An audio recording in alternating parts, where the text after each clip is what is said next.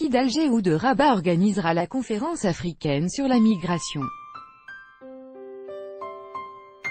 Alger et Rabat sont en compétition pour décrocher l'organisation, fin 2018, de la deuxième conférence africaine sur la crise migratoire.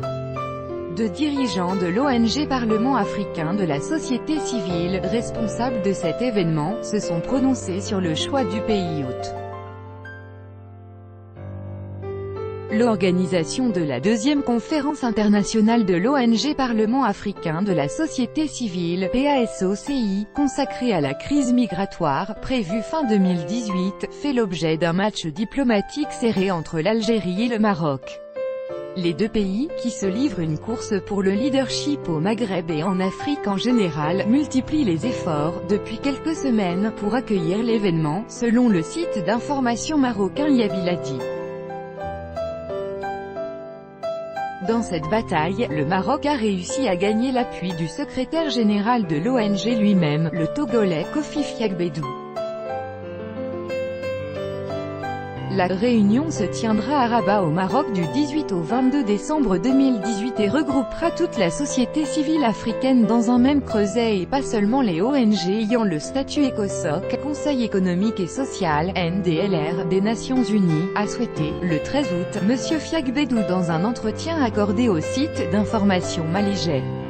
Le thème choisi pour cette deuxième édition à Rabat est « Migration et développement » et sera dédié à Feu Mohamed V, le grand-père de l'actuel roi du Maroc Mohamed VI, NDLR, libérateur et père fondateur de l'OUA, l'organisation de l'Union africaine devenue l'Union africaine, UA, NDLR, a-t-il ajouté.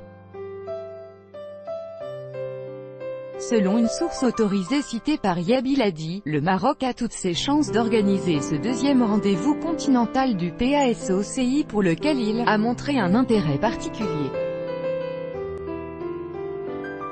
C'est logique, sachant que le roi Mohamed VI a été désigné, en janvier 2017, par ses pairs de l'Union africaine leader de la lutte contre NDLR, la migration, a-t-elle rappelé. Face à Rabat, Alger a, pour sa part, rallié à sa cause le Guinéen Yves Magloire. Lui aussi membre du PASOCI, et qui a été l'organisateur, en décembre 2017, à Conakry, la capitale de la Guinée, de la première conférence de l'ONG sur la crise migratoire. L'Algérie est l'un des pays qui a le plus d'expérience sur le mouvement migratoire, a déclaré M. Magloire, le 31 juillet, lors d'une cérémonie organisée à Conakry, selon l'Algérie Presse Service, APS. C'est pourquoi le Parlement africain de la société civile a eu confiance pour désigner l'Algérie comme candidate, NDLR, pour abriter la deuxième édition, a-t-il lancé. Selon l'APS, la Guinée a passé le témoin à l'Algérie par le canal de l'ancien représentant pays du Parlement africain de la société civile, Yves Magloire. L'organisation de cet événement permettrait à l'Algérie de redorer son image auprès des Africains, notamment après les accusations concernant les expulsions massives de migrants subsahariens, dans des conditions inhumaines, selon la même source. Le 12 août, le site d'information algérien Algérie Patriotique a affirmé que l'Algérie, la Libye et la Tunisie ont refusé de mettre en place de tels centres, des centres de rétention de migrants, NDLR, tandis que le Maroc semble avoir négocié une telle option en échange d'aides financières. Selon le média, Rabat justifie les déplacements de migrants vers le sud par le fait de leur assurer de meilleures conditions de vie.